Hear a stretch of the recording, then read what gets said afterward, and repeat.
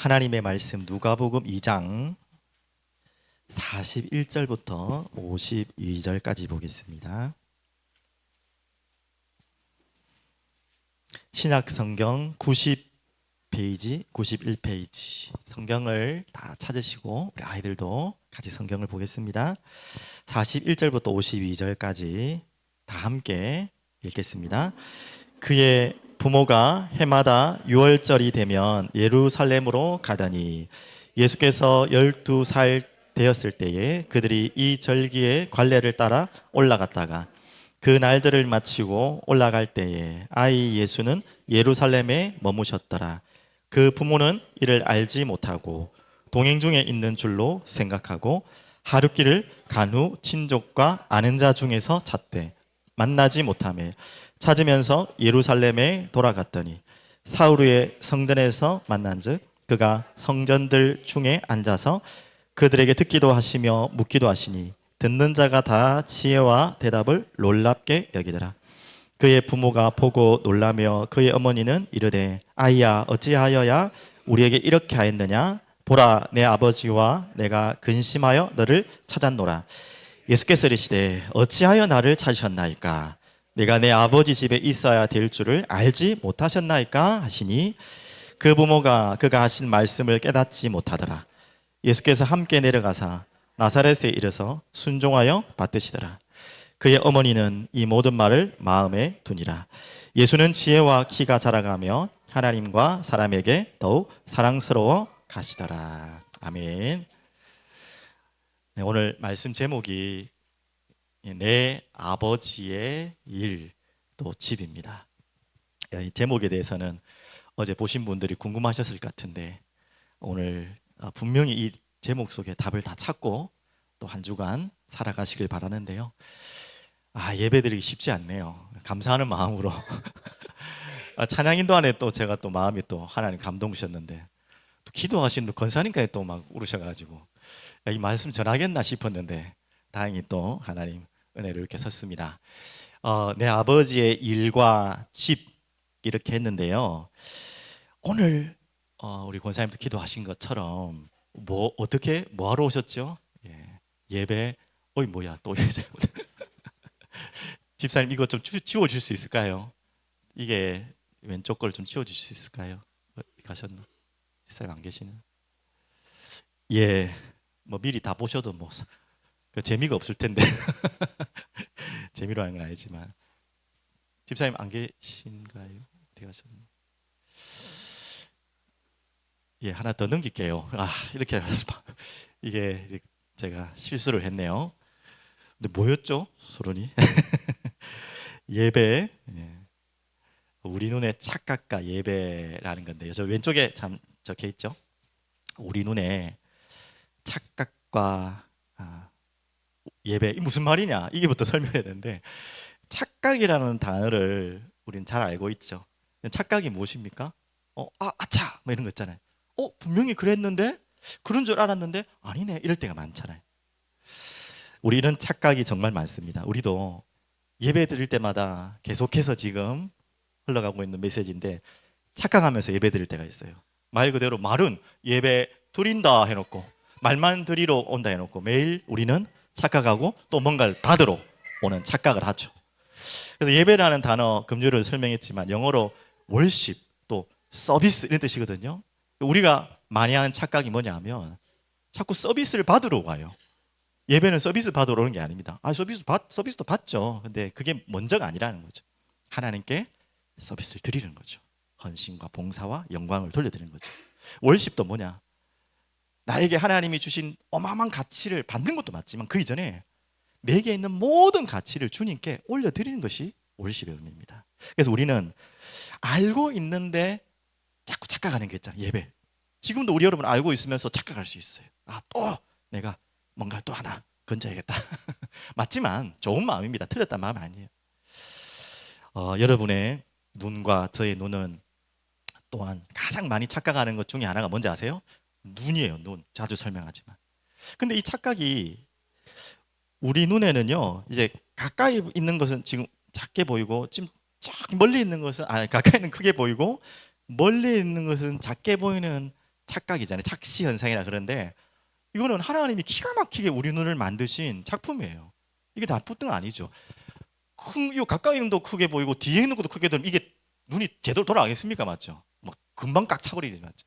근데 이렇게 원근감을 줘서 멀리 전체를 볼 수 있도록 눈을 기가 막히게 만들었잖아요. 이런 좋은 장점이 있는데 우리는 또 착각해요. 이걸 우리는 인지를 못 하잖아요. 말하니까 그렇지 않은데 보통 생각할 때는 보통 보면 큰 거는 크고 작고는 우리 눈하고 상관없이 보이는 대로 여러분 생각하잖아요. 그러니까 우리가 제일 많이 착각하는 거, 가까이 있다고 크다고, 가까이 있어서 큰 건데 그게 크다고 착각하는 거예요. 반대로 또 멀리 있으니까 작게 보이니까 작은 것처럼 생각해요. 우리가 그런 착각을 많이 합니다. 왜 이야기를 합니까? 우리 예배 올 때마다 그런 착각을 하고 올 때가 많거든요. 여러분도 지금 눈앞에 보이는 가까이 있는 것을 계속 보다가 이 자리에 왔잖아요.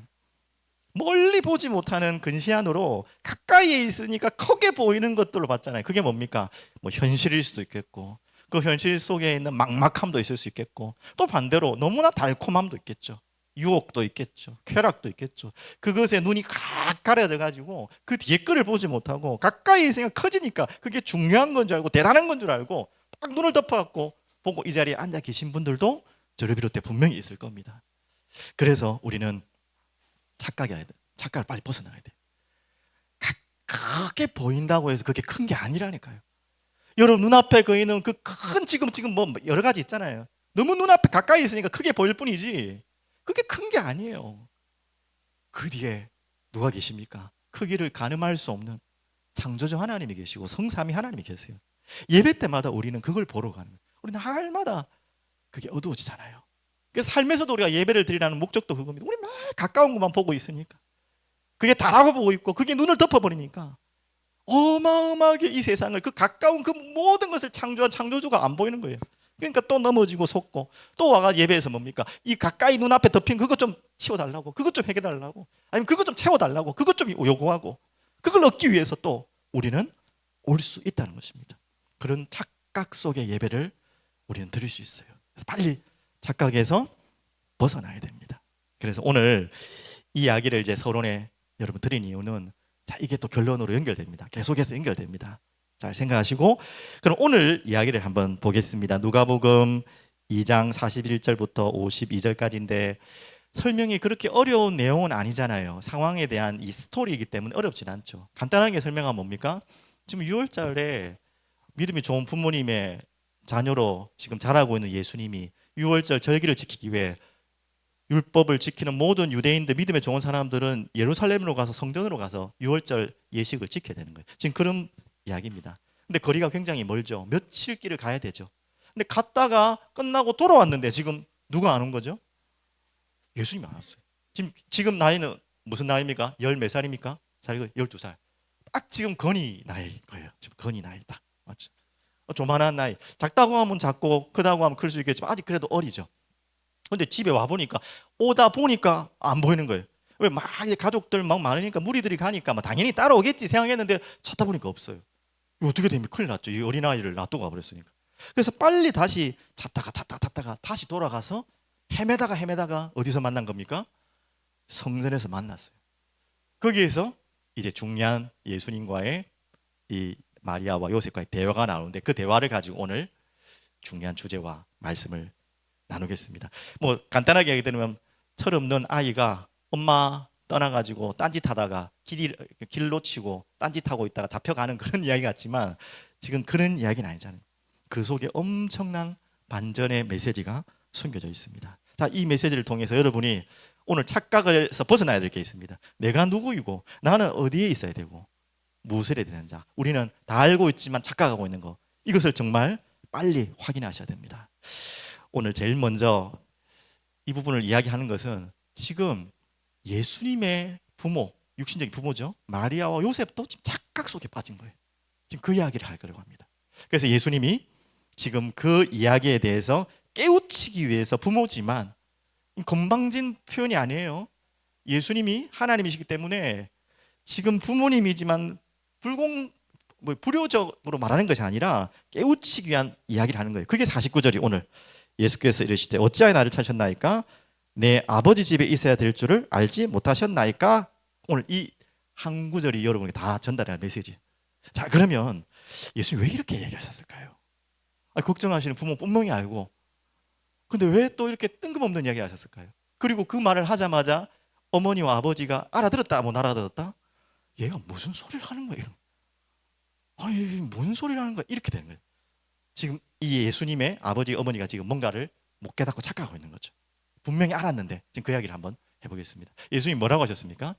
내 아버지의 집이라고 했어요. 이걸 못 알아들었어요. 일단, 야, 12살짜리 아이가 지금 네 집 안, 성전을 집이라고 하는 사람이 어디 있습니까? 여기 무슨 교회죠, 여기가? 우리 사랑이 흐르는 교회 본당이에요. 지금은 성전이라는 단어를 쓸 필요는 없지만 표현을 그렇게 하는 건데, 여기를 내 집이라고 생각하는 아이들이 있겠습니까? 그럼 할렐루야죠. 이제 안 가고 여기서만 내 살겠습니다 하면, 그런 아이 있으면 정말 좋겠지만, 그런 지금 황당한 이야기 아니잖아요. 지금 예수님이 그러면 자기 집이 있는데 분명히 왜 성전을 내 아버지 집이라, 아버지가 요셉 마리아인데 왜 아버지 집, 왜 이렇게 얼토당토한 이야기를 하겠습니까? 여러분 다 아시죠? 부모를 앞에 두고 부모 뭐 놀리는 것도 아니고, 맞죠? 자, 이 말에는 이미 여러분 알고 있는 내용이지만 바로 어마어마한 숨겨진 이야기가 있죠. 자, 첫 번째, 이 집이 뭐죠? 누구 집이길래 도대체 내 아버지 집이랍니까? 예수님이 오직 유일하게 이 이야기를 할 수 있는 분이에요. 어떤 사람도 할 수 없는데 유일하게 예수님이 착각해가지고 애가 어려가지고 거짓말 하려고 여기서 놀고 싶어서 한 이야기가 아니잖아요, 맞죠? 예수님만이 유일하게 하실 수 있는 이야기예요. 내 아버지의 집. 그럼 내 아버지라는 말이 뭐죠? 요셉을 말하는 게 아니잖아요. 하나님 아버지를 말하는 것입니다. 그 말에는 뭐가 담겨 있는 줄 알죠? 내가 바로 하나님의 아들이란 말이죠. 그 말에는 또 뭐가 숨겨져 있죠? 바로 내가 하나님이란 말입니다. 바로 신성을 이야기하는 거예요. 지금 눈앞에 있는 친부모, 아버지, 어머니 앞에서 다른 아버지를 이야기하고 있어요. 자기 집이 분명히 요셉과 마리아가 키운 집이 있는데 성전을 가지고 내 아버지의 집이라 그랬어요. 이걸 지금 요셉과 마리아는 무슨 말인지 못 알아듣고 있는 거예요. 못 알아들을 사람들이 아닌데, 맞죠? 바로 완전하신 하나님, 바로 그 이야기를 하는 것입니다. 자, 그 다음 이야기를 또 나가면요, 그러면서 집이라고 했어요. 내 아버지란 말도 말이 안 되지만 그 아버지의 집, 성전이잖아요. 성전. 자, 잠시 성경 여러분 꼭 알아야 될 거, 지금 다 못 외워도 되지만 대략 한 번은 듣고 가야 될 거, 특히 아이들 알아야 됩니다. 성전이라는 단어를 다 아시죠? 성전은 언제, 이 말 그대로 단어 자체는 누구에게서부터 시작됐죠? 누가 지었죠? 오, 똑똑하네요. 다윗이 모든 것을 준비하고 솔로몬이 완성한 것이 첫 번째 성전이에요. 그러니까 성전은 1성전, 2성전, 3성전이 있습니다. 이것도 다 기억 못 해야 됩니다. 그래도 상식적으로 하십시오. 1성전이 무슨 성전이죠? 방금 말했잖아. 방금 그로 시작했으니까. 네, 솔로몬 성전. 두 번째, 그 이후에 유다가 멸망을 하죠. 바벨론의 포로로 끌려가지고 성전 다 무너졌죠. 70년 만에 다시 돌아와서 두 번째 성전을 재건합니다. 그 성전의 이름이 무엇입니까? 예, 긴 시간을 다 아시네요. 스룹바벨 성전입니다. 스룹바벨이 지도자로 세워서 주도한 성전 재건이죠, 맞죠? 그리고 마지막 세 번째, 이 헤롯 성전, 그렇게 있습니다. 자, 그러면 성전은 그렇다 치고요. 그러면 성전 이전에는 어떻게 하나님을 만나고 하나님 예배했겠습니까? 뭐가 있었죠? 예, 성막이 있었죠. 성막은 누가 제일 먼저? 당연히 다 하나님이 하셨지만 누구를 통해 시작하셨죠? 광야의 모세죠, 맞죠? 그 모세를 통해 성막, 또 비슷한 말로 회막 있죠. 모이는, 하나님을 위해 모이는 장소. 그리고 성전 이전에, 회막 이전에 그 사이 하나 있어요. 다윗의 장막. 여기까지는 우리가 인정을 안 하지만 그래도 성막 안에 들어갈 수 있죠. 회막, 특별한 장막이죠. 그 짧은 기간이었지만. 자, 그러면 다시 돌아갑니다. 성막 이전에는 뭐였을까요? 아브라함이 뭐했죠? 어디에다가 예배를 드렸을까요? 제단, 그렇죠. 단이죠, 맞죠? 그렇게. 자, 이렇게 성전의 역사는 여러분이 잘 아실 것입니다. 자, 지금 당연히 헤롯 성전이겠죠. 자, 이 성전에 예수님이 왔는데 누구 집이라고 했다고요? 아버지 집이다. 바로 성전이다. 자, 그런데 여기서까지는 여러분 다 아는데 그 다음 이제 메시지예요. 지금 여러분과 저희가 나눠야 될, 붙잡아야 될 메시지입니다. 성전, 다시 1, 2, 3 성전이었는데 예수님은요, 뜬금없이 이제 성경이죠. 자신이 성전이라고 합니다. 자신이 성전이라고 그래요. 그러면서 뭐라고 했냐? 저 성전 다 무너뜨려 봐라. 내가 3일 만에 다시 지어보겠다. 그러니까 이 유대인들이 기가 막히는 거예요, 지금. 예수님 기가 막히니 말 많이 하시잖아요. 이 무슨 소리냐? 이 성전이 지금 40여 년 동안 지은 성전이다. 네가 무슨 3일 만에 지금 무슨 말인지 모르죠. 그때 예수님이 뭐라고 또 뒤에 설명하죠? 바로 그 눈에 보이는 성전을 말한 게 아니라 자신을 말하는 것이다. 3일 만에 짓겠다는 말은 무슨 말입니까? 3일 만에 죽음에서 살아나실 바로 자기 자신이 성전이다. 자, 이제 성전의 개념을 잘 아셔야 돼요. 이 아버지의 집이자 그 성전의 주인은 누구죠? 바로 예수님. 그분이 머리시고 그분이 주인이십니다. 이 부분에 대해서는 조금 더 설명할게요. 그리고 또 성전이 있어요. 지금은 우리는 성전이라는 표현을 쓰지 않습니다. 뭐 대부분 무슨 어떤 성전, 무슨 성전, 교회, 본당 이름들을 성전 쓰는데 정확하게 말하면 그건 그렇게 성경적이지는 않죠. 정확하게 말하면 예배당, 홀 이렇게 하면 돼요. 근데 우리는 이제 성전이라는 표현은 우리는 뭐죠? 무슨 성전입니까? 사랑이 흐르는 성전이라고 안 하잖아요, 맞죠? 뭐라고 합니까? 사랑이 흐르는 교회. 바로 이제는 성전의 의미가 뭐로 바뀌었습니까? 교회라는 의미로 바뀌었죠.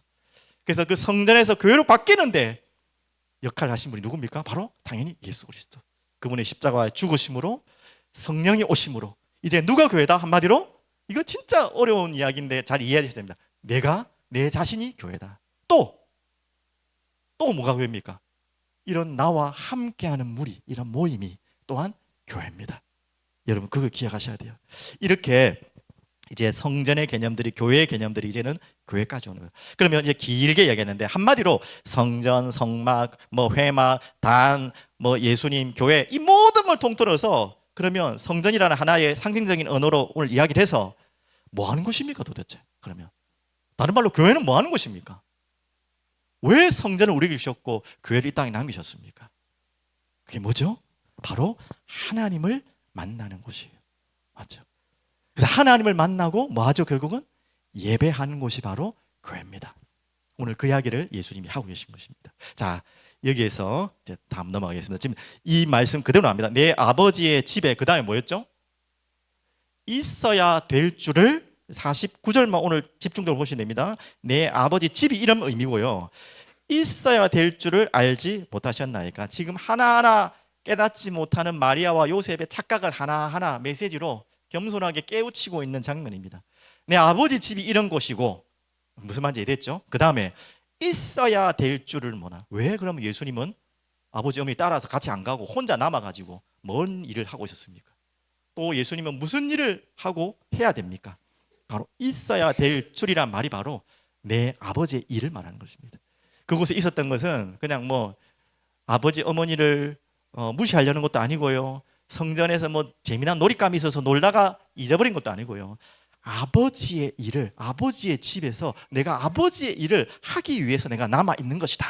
그 이야기를 하는 거예요. 그러니까 도저히 못 알아듣죠. 자, 이 내 아버지의 일이 도대체 무엇입니까? 간단하게 말하면 첫 번째, 내 아버지의 집에 대한 예수님의 그 모습 뭐죠? 신성을 말하는 거잖아요. 그러면 그 하나님이신 예수님이 내 아버지의 일이 뭘까요? 사람으로 오신 일이에요. 맞죠? 그 아버지께서 예수께 시키신 일이, 명령하신 일이 뭐냐? 사람으로 오게 하신 일이에요. 이해되셨죠? 맞죠? 성육신을 말하는 것입니다. 완전한 하나님이자 완전한 사람으로 이 땅에 오신 이야기를 하는 거예요. 그래서 자신을 통해 누구를 보게 하기 위해서, 왜 그럼 육신으로 오셨죠? 자신을 보게 함으로 누구를 보게 하기 위해서? 하나님을 보게 하기 위해서. 더 정확하게 말하면 자신을 믿게 통해서 하나님을 믿도록 하기 위해서. 그게 요한복음 14장 9절에 예수님이 직접 말씀하신 것이에요. 누굽니까? 빌립이 물어봤나요? 예수님, 우리 아버지 하나님 보여주세요. 그러니까 뭐라고 예수님 말했습니까? 야, 나를 지금 보고 있지 않냐? 나를 본 자는 아버지도 본 것이다. 그 말은 나를 믿는 자는 아버지를 또한 믿고 만나는 것이다. 이 같은 말이죠, 맞죠? 그러면 이미 답은 다 나왔습니다. 예수님께서 이 성전에 있어야 될 이유가 뭐라고요? 아버지 하나님을 보고 믿도록. 그래서 왜요? 이거 하려고. 자, 살리는 일을 하는 것입니다. 예수님이 이곳에 있어야 될 이유. 아버지의 집에 있어야 될 일이 뭐냐? 무슨 일을 위해서 이 땅에 오셨냐? 살리는 일, 그리고 또 어떻게 살리는 일? 영생의 일을 하기 위해서 오신 것입니다. 자, 거기에 대한 말씀을 제가 주장하는 것이 아니라 성경적 근거를 같이 말씀드릴게요. 요한복음 5장 20절, 24절 한번 보겠습니다. 다 같이 한번 보겠습니다. 아버지께서 아들을 사랑하사 자기가 행하시는 것을 다 아들에게 보이시고, 맞죠? 아버지의 일을 아들에게 다 보이셨어요. 왜? 그 뒤에 이유가 있습니다. 또 그보다 더 큰 일을 보이사 너희로 놀랍게 여기시느니라. 맞죠? 그 일을 보이시는 뭐냐? 더 큰 일을 맡기기 위해서, 하나님이 하실 일을 맡기기 위해서 주신 것이죠. 그러면서 그 일이 도대체 무엇입니까? 도대체 그 큰 일이 무엇입니까? 바로 이 일이죠. 너무나 잘 알고 있는 이야기입니다. 그 본문에 지금 제가 잘라서 읽었지만 연결해서 하는 이야기예요. 그러면서 예수님이 이렇게 말씀하셨어요. 다 같이 한번 읽어볼까요? 내가 진실로 진실로 너희에게 이르노니 내 말을 듣고 또 나 보내신 이를 믿는 자는 영생을 얻었고 심판에 이르지 아니하나니 사망에서 생명으로 옮겼느니라. 자, 이게 예수님을 통해 하나님이 하실 일입니다. 또 예수님이 그 아버지 일이라 했는데 그 아버지가 원하는 일이 바로 이거였습니다.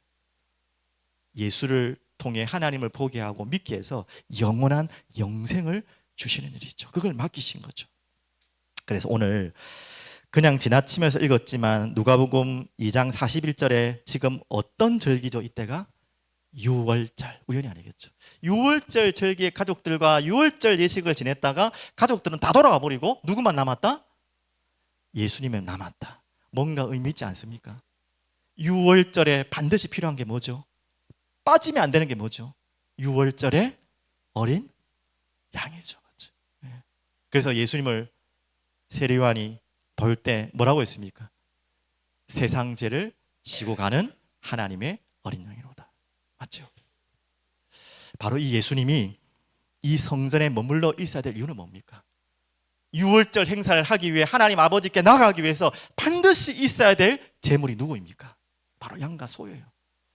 바로 예수님이 지금 오늘 모습은 뭐 거기에서 선생들 가르치고 뭐 지혜로운 자랑하고 뭐 하고 말씀 가르치고 있는 것 같지만 그 더 이상 그 이전의 근본적인 이유는 뭐냐? 바로 자신이 유월절의 어린 양으로 주인공으로 오셨어요.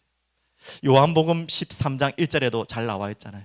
유월절 그때에 제가 남은 자들을 사랑하되 끝까지 사랑한다는 말을 하면서 예수님이 십자가 상으로 들어가는 예루살렘으로 들어가 십자가로 들어가는 그 절기가 어느 절기입니까? 우리 아이들 맞춰보십시오. 자, 1번 유월절, 2번 오순절, 세 번째 장막절. 그렇죠. 눈치는 역시 빠르네. 바로 유월절. 왜 유월절 날 예수님이 예루살렘으로 들어가신 줄 알겠죠? 십자가 지로. 바로 이 이야기죠. 살리는 일을 위해, 우리에게 영생의 일을 허락하시기 위해 오셨습니다. 한마디로 뭐 하러 왔다고요? 십자가 지시기 위해서. 그래서 우리를 어떻게 하시기 위해서? 하나님 아버지를 만나게 하고 하나님 아버지를 보게 하고 하나님 아버지께로 갈 수 있는 길로 오신 거예요. 그래서 한마디로 말하면 우리를 뭐로 삼기 위해서? 아까 성전 가운데 마지막 뭐였죠? 교회로 삼기 위해서. 자신이 유월절 일을 하기 위해서 그곳에 오신 것입니다. 자, 그리고 한 가지 더 말씀드리면요, 이 교회의 일, 바로 이 예수님이 이 교회에서 할 일이 있었던 것이죠. 교회에서 할 일. 지금 이 본문하고는 조금 거리가 있는 이야기지만 같은 문맥으로 이야기합니다. 참, 지금 교회에 가장 시급한 게 뭐냐? 좀 뜬금없죠? 청소. 우리 사랑이 흐르는 교회 가장 시급한 것은 청소는 절대 아닙니다. 교회마다 청소가 지금 시급해요. 뭔 뜬금없는 소리냐? 청소할 사람이 없어서 그러냐? 자, 이 이야기는 여러분 잘 아시잖아요. 바로 요한복음 2장 13절에서 22절. 여러분 아시는 부분이죠. 예수님께서 성전에 가서 그렇게 온유하시고 침착하시고 차분하신 예수님께서 성격이 완전 뒤집어지는 사건이 있잖아요. 그 성전 앞에서 완전히 막 뒤집어 엎어버리고 채찍까지 휘둘면서 진짜 성질 다 드러내셨어요. 그 참았던 성질 다 이유 있는 성질이겠죠. 왜 그렇죠? 거기에서 장사를 하고 있었던 거죠. 여러분 잘 아는 내용 아닙니까? 자, 그래서 마가복음 11장 17절도 같은 부분이니까 이 부분을 보면서 같이 읽어보겠습니다. 뭐라고 했습니까? 자, 이에 가르쳐 이르시되 기록된 바 내 집은 만민의 기도하는 집이라 칭함을 받으리라 하고 받으리라고 하지 아니하였느냐? 너희는 뭐 한다고요? 강도의 소굴을 만들었도다 하시면 지금 이건 거예요. 이 성전을 지금요, 내 아버지 집이라 했잖아요. 또 뭐라고 했습니까? 기도하는 집이다. 그것도 만민이 기도하는 집인데 강도의 소굴을 만들었대요. 자, 그러면 좀 배경을 잠시 설명드릴게요. 지금 우리가 지금 그 배경을 잘 모르니까 그 성전의 가장 가운데는 뭐가 있겠습니까? 당연히 성소, 지성소가 있겠죠, 당연히. 그리고 뜰이 있잖아요.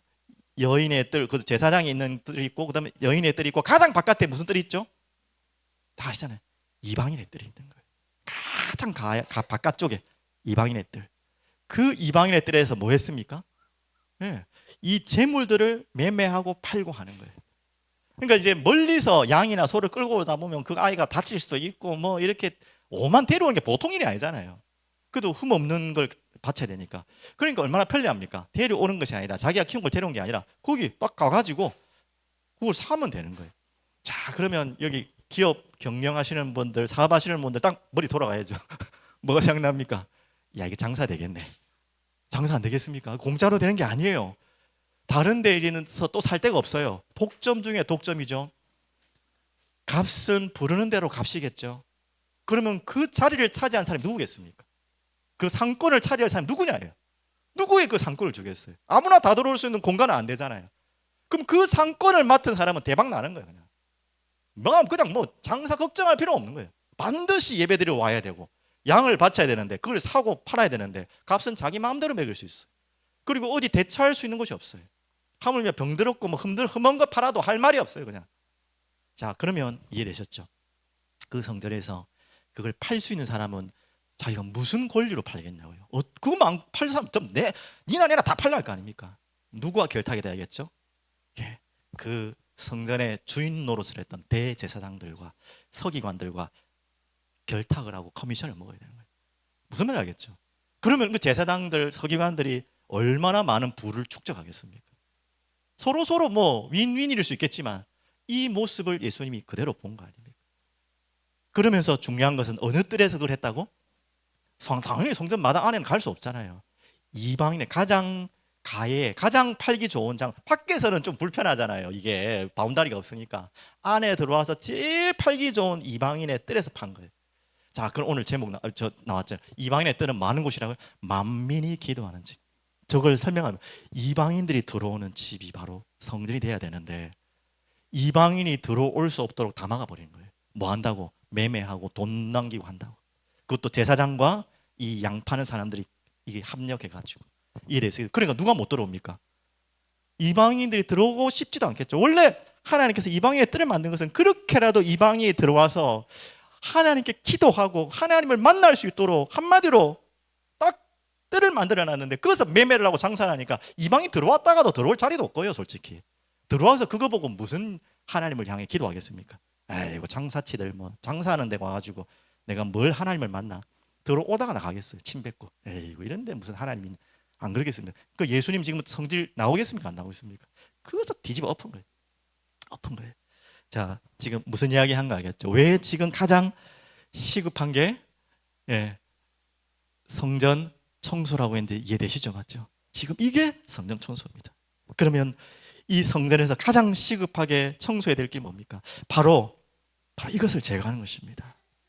이 이방인의 뜰에서 누군가의 이익과 유익을 위해서 지금 불신자들이 교회를 못 오는 이유가 도대체 무엇입니까?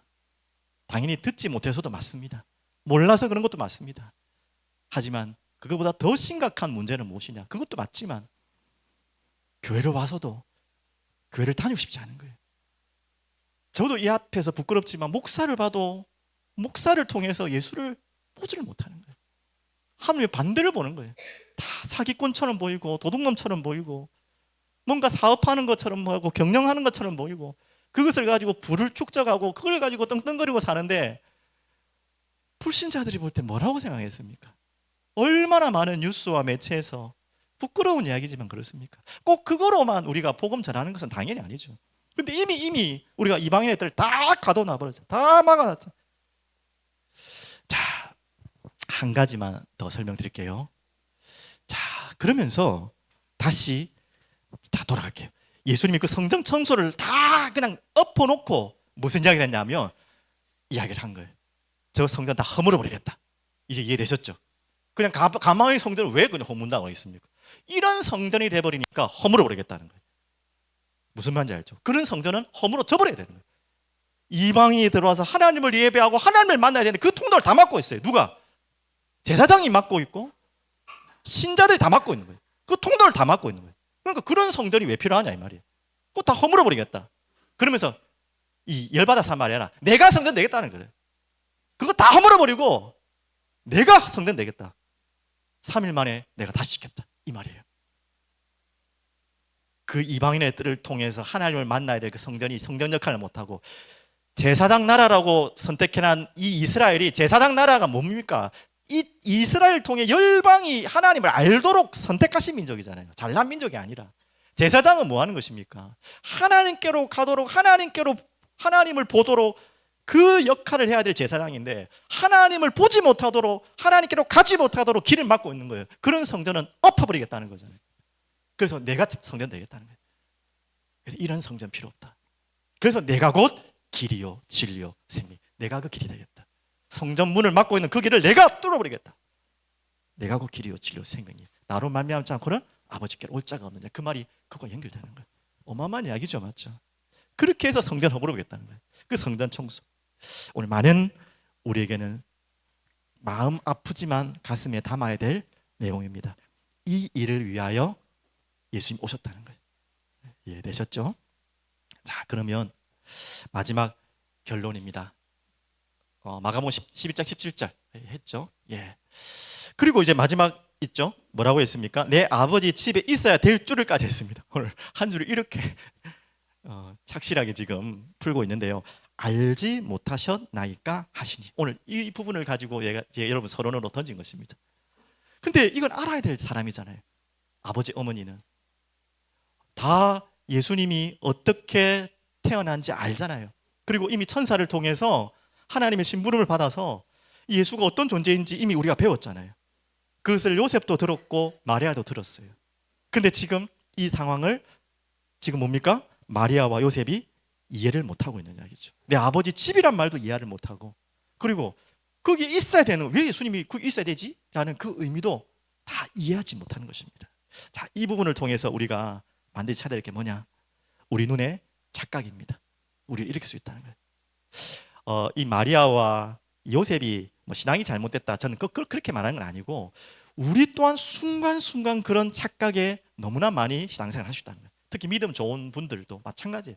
저도 마찬가지입니다. 우리 날마다 이 착각의 눈을 깨워야 돼요. 모르는 게 무섭습니까? 착각이 무섭습니까? 이건 아시죠? 이건 다 알죠? 착각이 더 무서워요. 차라리 모르는 게 나아요. 착각이라는 말은 어떤 말이 포함되어 있죠? 나는 이거 확실히 안다, 내가 분명히 안다, 이렇게 생각할 때 착각이 오잖아요. 내가 모를 때는 조심스럽거든요. 아니면 내가 어설프게 할 때는 이렇게 좀 조심하는데, 내가 확실해, 이거 뭐 100%야, 그럴 때 보통 착각하거든. 근데 아닐 때가 많죠. 지금 보십시오. 12년을 그래도 예수님과 요셉이 아이를 키웠어요. 그냥 그 완전히 다 잘 알겠죠. 그러니까 어느 날 이 예수님이 누구인지를 잊어버린 거예요. 착각할 수 있는 거죠. 맞죠? 분명히 그럴 수 있어요. 또 분명히 태어날 때는 그런 말씀을 받았지만 너무 가까이 있으니까, 우리가 그렇잖아요. 가까이 있으면은 그 존재의 가치를 잘 알 것 같지만 제일 모를 수가 있어요. 그러니까 주의하셔야 돼요. 여러분 자녀가 여러분과 가장 가깝고 맨날 보니까 제일 잘한다고 생각하죠. 착각이 많아요. 모르는 게 더 많을 수 있어요. 그것 때문에 여러분이 그 아이를 내가 너 다 안다, 아이고 너, 그래서 여러분의 바운다리 안에 딱 가둬가지고 그 아이의 어마어마한 뭔가 숨겨진 것을 가둘 수 있는 게 부모예요. 이해되셨죠? 무슨 말인지. 어떻게 보면 지금 이런 상황 아니겠습니까? 지금 예수님이 자신을 이렇게 커밍아웃한 게 이게 처음 본문입니다. 12년 동안 아무 이야기 안 하셨어요. 성경의 근거를 통하면 처음으로 아버지 어머니에게도 이야기를 한 거예요. 내 아버지 집이고 내가 여기 있어야 됩니다. 이 말은 내가 하나님이고 내가 할 일이 지금 이거 아닙니까? 이야기한 거예요. 그러니까 이제 그동안 동안에 이 요셉과 마리아는 어떤 생각을 했어요? 내 아들, 내 육신의 아들, 그러니까 좀 특별한 아들, 어느 날 이렇게 좀 큰일을 할 아들, 어느 정도 알았겠지만 놓칠 수 있다는 거예요. 여러분과 저의 오늘 착각입니다. 오늘 이 부분을 여러분 벗어버리는 것이 말씀이고요. 또 벗어버리는 것이 예배고 그 안에 성령이 깨우치지 않으면 우리는 모르는 것이죠. 맞죠? 오늘 이 부분을 여러분 아시고요. 그러면 또 한 가지만 좀 높아심에 이야기하면 아니 너무 그런데 좀 육신적 건방진 거 아닙니까?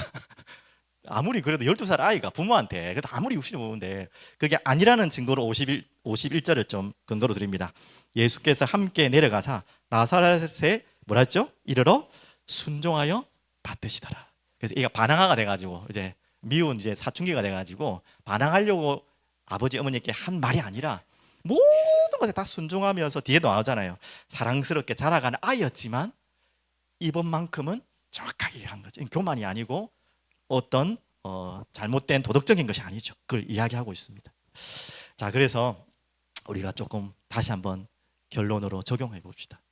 우리가 가장 많이 착각하는 게 무엇입니까?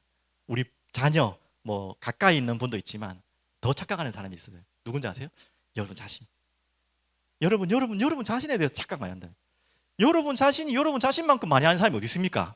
하지만 여러분 자신도 여러분 자신 모르는 게 너무 많다는 걸 알아야 돼요. 그거에 대해서 우리는 너무나 확신하고 있잖아요. 나는 이런 사람이야. 이런 사람이야. 하나 예를 들면요.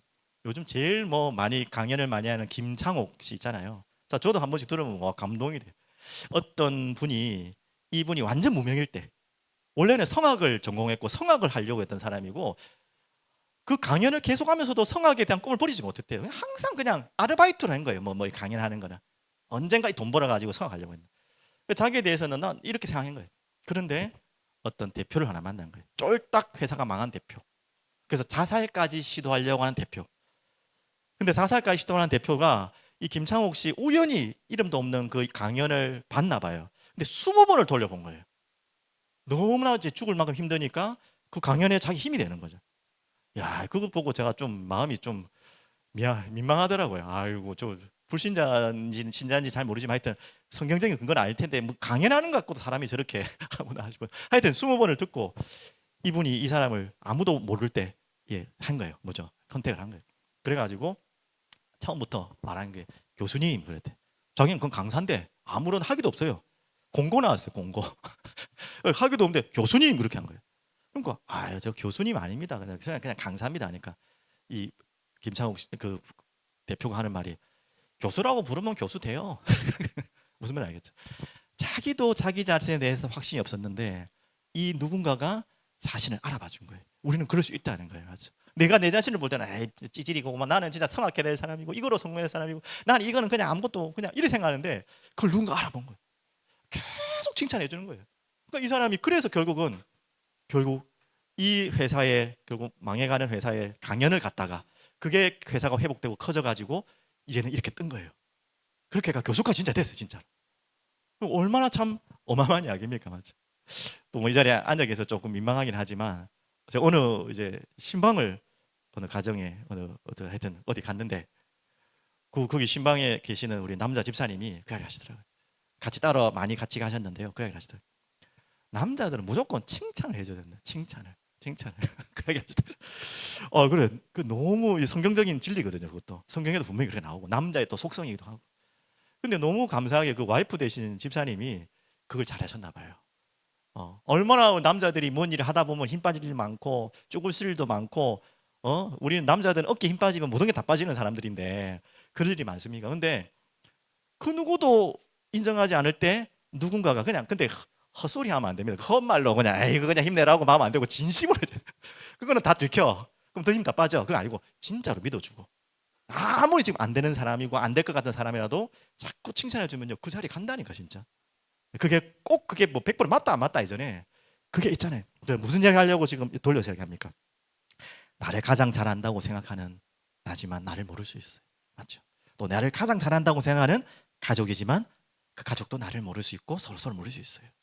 자, 그래서 빨리 바꾸십시오. 이 착각을 빨리 바꾸세요. 자, 그럼 이 말씀으로 마지막 결론을 이렇게 요한복음 14장 12절인데 여러분과 저의 착각을 바꾸는 하나님이 여러분 주신 말씀입니다. 자, 같이 읽어보겠습니다.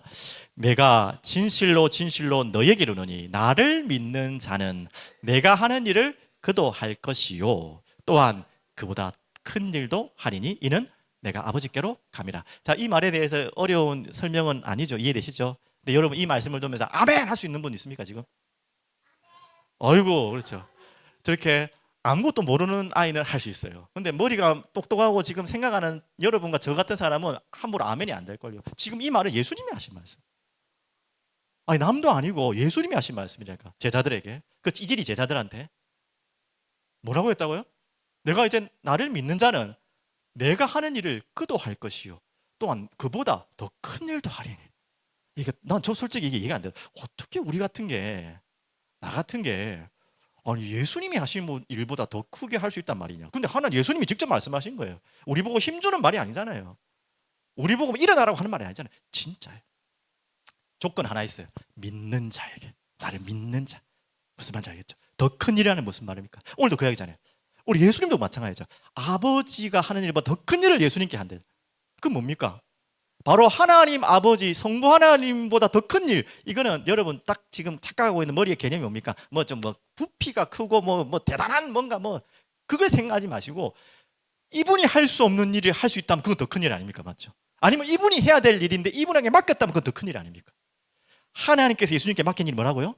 하나님이 할 수 없는 십자가 일, 죽음의 일을 맡기신 거예요. 더 큰 일 맞습니까? 이건 좀 딱 이제 논리적으로 이야기하면 안 돼요.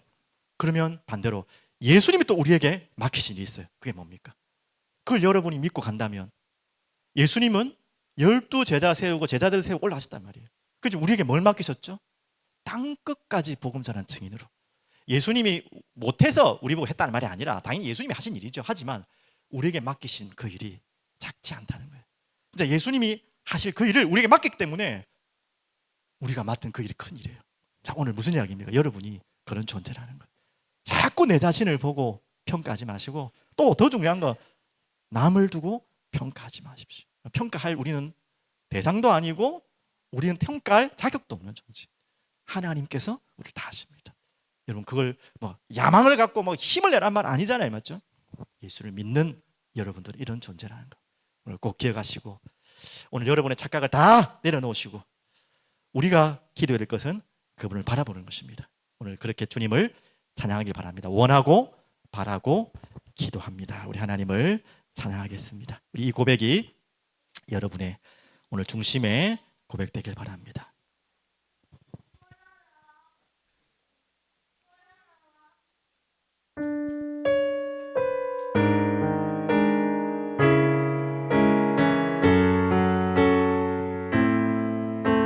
이 세상을 살아가는 동안에 나의 힘을 의지할 수 없으니,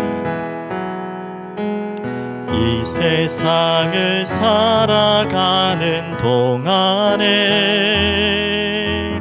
나의 힘을 의지할 수 없으니 기도하고 낙심하지 말 것을 주께서 참 소망이 되심이라. 주의 길을 걸어가는 동안에, 주의 길을 걸어가는 동안에 고백합니다. 세상의 것 의지할 수 없으니 감사하고 낙심하지 말 것을 주께서 참 기쁨이 되심이라. 우리의 손을 고백합시다. 하나님의 꿈이 나의 비전이 되고, 예수님의 성품이 나의 인격이 되고, 성령님의 권능이 나의 능력이 되길 원하고 바라고 기도합니다. 하나님의 꿈이, 하나님의 꿈, 나의 비전이 되고, 나의 비전이 예수님의 성품이, 예수님의 성품이 나의 인격이 되고, 나의 인격이 성령님의 권능이, 성령님의 권능이 나의 능력이 되기 원하고 바라고 기도합니다. 원하고 바라고, 원하고 바라고 기도. 눈을 감고 고백합시다. 원하고 바라고 기도합니다. 주님, 원하고 바라고 기도합니다. 주님의 일을 맡은 우리가 교회임을 알게 하시고 이 성전의 머리 되시고 주인 되시는 예수님만을 전하며 예수님만을 높이며 예수님만을 예배하는 우리들 되게 하여 주옵소서. 우리 눈에 우리가 보이는 환경의 모든 것에 착각 속에서 나오게 하시고 하나님이 원하시는 것을 보며 찾아갈 수 있도록 우리를 인도하여 주시옵소서. 예수 그리스도 이름으로 기도드립니다. 아멘.